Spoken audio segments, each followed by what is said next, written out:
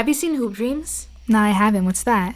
Bro, you need to see Hoop Dreams. It is the most riveting documentary that I've seen ever. It is the tale of two young black boys in inner city Chicago who are banking on the talents that they have as basketball players to get them, their families, out the hood. But being black and a boy, especially in the 80s in Chicago, brings about its own challenges and struggles that they have to navigate. And their stories do not go as I or anyone watching would anticipate, and that is why We're about to get into it in today's video.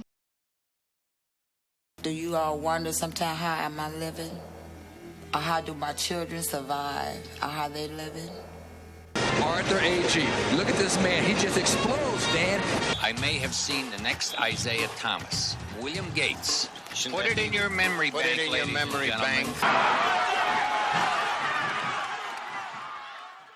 This week I watched Hoop Dreams on Max, formerly HBO Max, but now Max, and it was an amazing story told. This video is cut up into two parts. The first part is me explaining the who, what, when, where, and why I think you should go ahead and watch it, because I'm not going to tell you all of what it's about. I'm going to tell you about the basic stuff to hopefully get you excited about it as much as I am excited to talk about it. And the second part of this video is going to be a discussion for those who have watched the film and are just as excited about it as I am and are waiting for the people who want to have a conversation about it, because we are here. This is the place, and the comments too. So this documentary features Arthur Agee and Will Gates. So at the time, there was a basketball player called Isaiah Thomas. I'm not sure if you know who the dude is. St. Joe's is a private school that Isaiah Thomas went to. So at the time, especially when kids who were younger, high schoolers, were kind of being prospected to go into the NBA, it was really exciting. We meet Arthur Agee first on the playground. He was scouted by this dude, and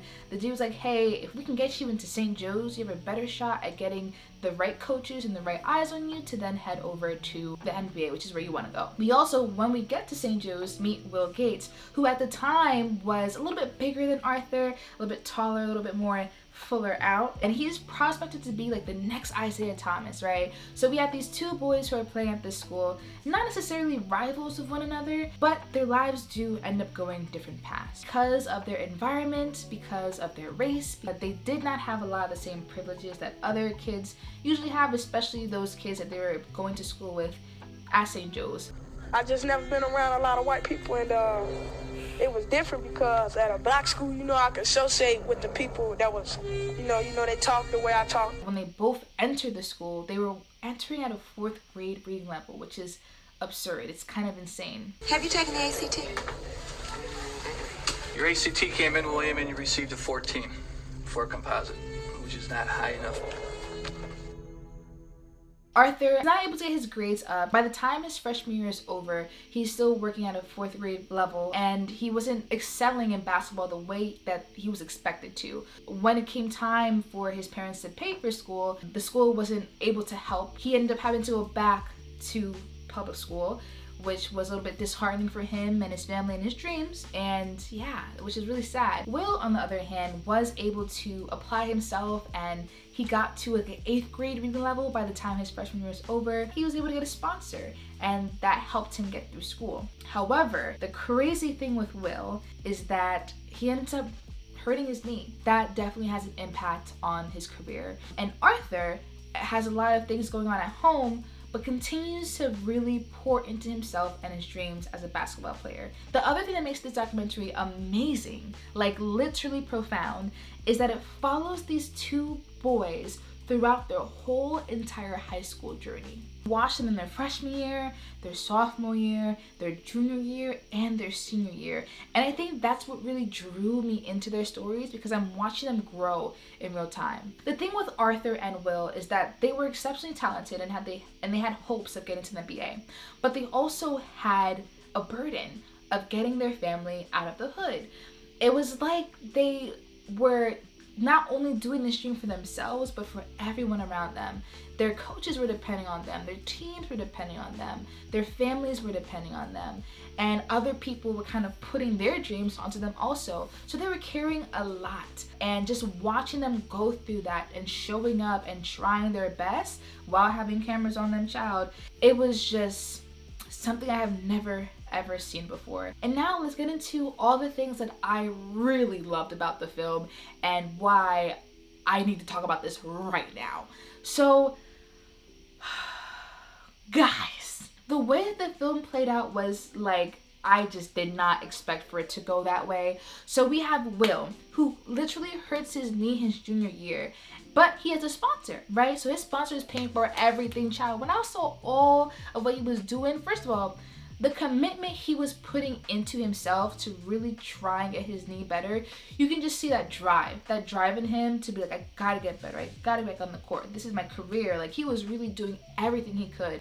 Arthur, on the other hand, oh man, Arthur's life was, wow. The first year of him going to St. Joe's, his mom was laid off. Then his dad was laid off from his two jobs. He was laid off. I am not surprised that Arthur was not able to get his grades up because it just seemed like he had so much going on at home. We find out later in the documentary that his father had started using crack, and that also impacted Arthur, and God knows how. But Arthur continued to show up in basketball regardless.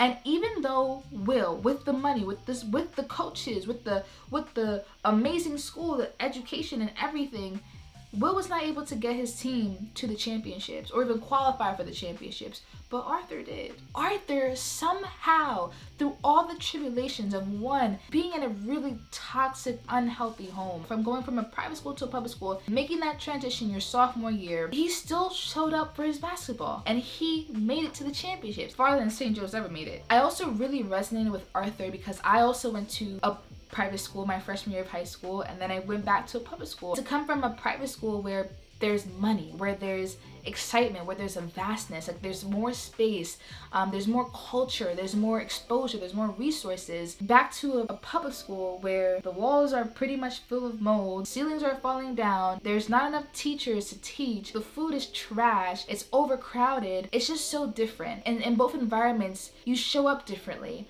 I felt like in public school, I felt like I was being laid a path of success. And public school kind of feels like, child, this is all that you have.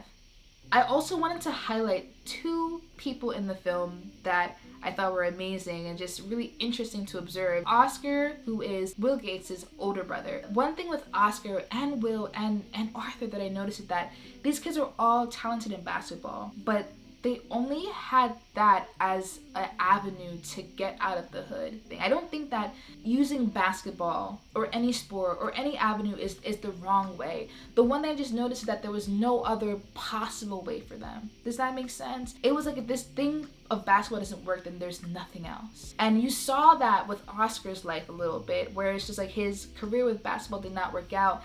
And he literally was just like, I'm just a regular old guy. No one knows about Oscar. And I'm literally there like, bro, you are 30? Like, you have so much of life to live.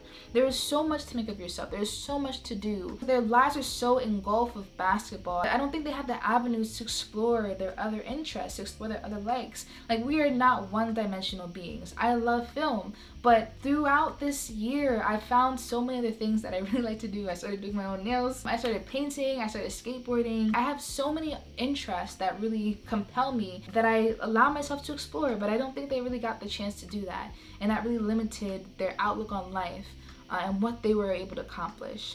I really enjoyed Sheila, Arthur's mother, in the film. We learned later on that Arthur's father is on crack. So at a point, he had left the home and Sheila is literally providing for her 3 kids on welfare.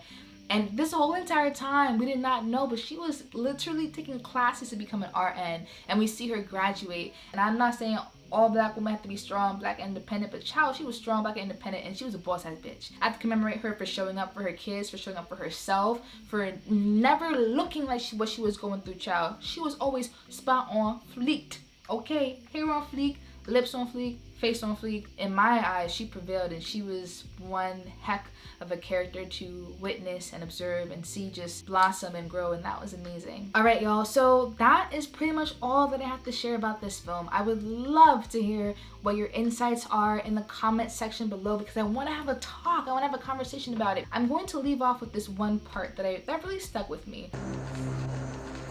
That's why when somebody say, man, you know, when you get to the NBA, don't forget about me and all that stuff, I should say them, well, if I don't make it, but you don't forget about me. I noticed that these boys were looked at as far as what they could do for other people. They were looked at because of the accomplishments that would come later on in life for them. But they were overlooked in who they were, in their character, and what they had to offer, and just how amazing they were. Their character, especially at the ages of 14 to 18, was so determined, so dedicated, so persistent, and so confident that they had something that could help them get to that next level. A lot of people aren't able to do that. A lot of people aren't able to consistently show up with all the challenges coming at them on all sides. I thought that it was amazing how they did that. If you enjoyed this video, please give a smash to the validation button. That validation button is the subscribe and the like and the turn notifications on. And you know what? While you're doing all those things, leave a comment. Don't forget, y'all, create it instead of pretending like you don't deserve it, because baby, you do. I'm here to tell you that you do. Love.